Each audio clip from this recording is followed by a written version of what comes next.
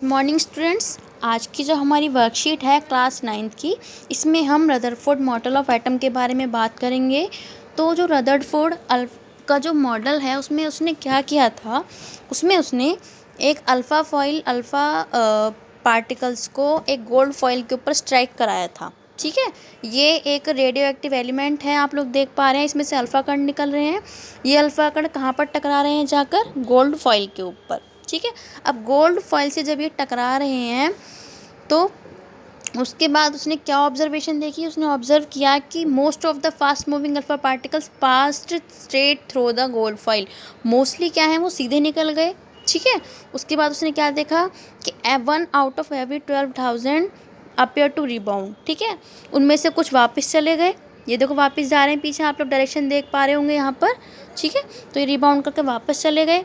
ये उसने ऑब्जर्वेशंस थी उसकी कि मोस्टली सीधे निकल गए और 12,000 में से एक वापस पीछे चला गया। ठीक है, उसके बाद रदरफोर्ड मॉडल ऑफ एटम से उसने क्या कंक्लूड किया, वो कंक्लूजन क्या था, उसने ये कंक्लूड किया कि there is a positively charge centre in the atom called as nucleus. Okay, जो मोस्टली पार्टिकल्स वापस जा रहे थे वो वापस क्यों जा रहे थे कि वहाँ पर एक हैवी न्यूक्लियस था सेंटर में, जिससे टकरा कर वो वापस जा रहे थे। देखो जैसे कि यहाँ पे दिख रहा है, ये वापस जा रहे हैं। तो वापस जाने का रीज़न क्या है, सेंटर में एक हैवी न्यूक्लियस है। Okay, next, the electron revolve around the nucleus in the alpha circular path. जो हमारे इलेक्ट्रॉन है वो सर्कुलर पाथ में घूम रहे हैं न्यूक्लियस के सराउंडिंग में। ठीक है, नेक्स्ट उसने क्या कंक्लूड किया, the size of the nucleus is very small as compare to the size of atom. अब ये कह रहा है कि जो साइज ऑफ न्यूक्लियस है वो बहुत ज़्यादा स्मॉल है। उसने ऐसा क्यों कंक्लूड किया, क्योंकि हमने देखा कि मोस्टली पार्टिकल सीधे निकल गए। अब सीधे निकल गए इसका मतलब क्या था कि बहुत ज़्यादा एम्प्टी स्पेस है एटम के अंदर और बहुत कम वापस आ रहे हैं टकरा के। तो यानी कि बहुत ही छोटी हैवी बॉडी है अंदर, तभी बहुत कम वापस आ रहे हैं। तो इसलिए सेंटर में जो न्यूक्लियस का साइज था वो बहुत ही छोटा था। अब नेक्स्ट ड्रॉबैक्स क्या थे, हर मॉडल के कुछ ना कुछ ड्रॉबैक्स होते हैं, तो रदरफोर्ड के मॉडल के भी कुछ ना कुछ ड्रॉबैक्स थे। ठीक है, इसने क्या कहा था कि जो the revolution of electron in circular path around the nucleus is not expected to be stable. जो सर्कुलर पाथ है वो स्टेबल नहीं है। As the electrons are charge particle they shall radiate energy while they move in circular path and will ultimate lose energy. As a result they will fall in the nucleus but atoms are found to be stable. ठीक है, अब Rutherford का model क्या कहता था, उसने कहा था कि जो एटम जो हैं वो न्यूक्लियस के सराउंडिंग में सर्कुलर पाथ में रिवॉल्व करते हैं। ठीक है, अब अगर वो सर्कुलर पाथ में रिवॉल्व करेंगे तो हमें पता है कोई भी बॉडी जो सर्कुलर पाथ में रिवॉल्व कर रही है, अगर आपने फिजिक्स पढ़ी होगी तो धीरे धीरे अपनी एनर्जी लूज़ करती है। और अगर वो एनर्जी लूज़ करेगी तो वो अल्टीमेटली कहाँ जाएगी, वो न्यूक्लियस के अंदर जाके कोलैप्स कर जाएगी और एटम हमारा ख़त्म हो जाएगा। लेकिन ऐसा होता नहीं है, एटम एग्जिस्ट करता है।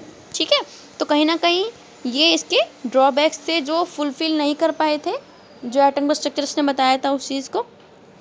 अब इसके क्वेश्चन क्या है, which metal was used by Ernest Rutherford for his experiment. कौन सा मेटल यूज़ किया था, गोल्ड फॉइल। ठीक है, next, what were the observation made by Rutherford. Mostly particle सीधे निकल गए, कुछ पार्टिकल रिबाउंड किए। नेक्स्ट क्वेश्चन क्या है, which subatomic particle are present in the nucleus and in the circular path in the atom. Okay, तो कौन से subatomic particle are present in the nucleus and circular path. तो nucleus के जो orbit है, nucleus में कौन से सब एटॉमिक पार्टिकल होते हैं, प्रोटॉन एंड न्यूट्रॉन। ठीक है, नेक्स्ट सर्कुलर पाथ में क्या होता है, इलेक्ट्रॉन्स।